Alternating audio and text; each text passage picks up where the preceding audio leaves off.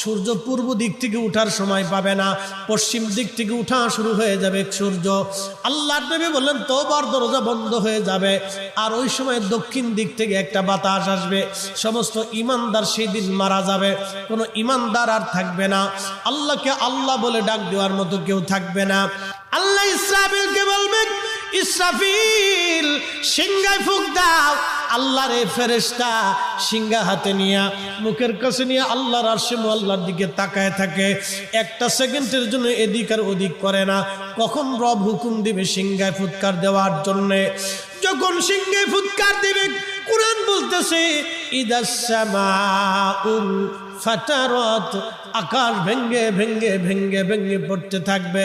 ওয়া ইদাল কাওয়াকিবু তাসারাত, সমগ্র নক্ষত্রগুলি ভেঙ্গে ভেঙ্গে ভেঙ্গে ভেঙ্গে পড়তে থাকবে। ওয়া ইদাল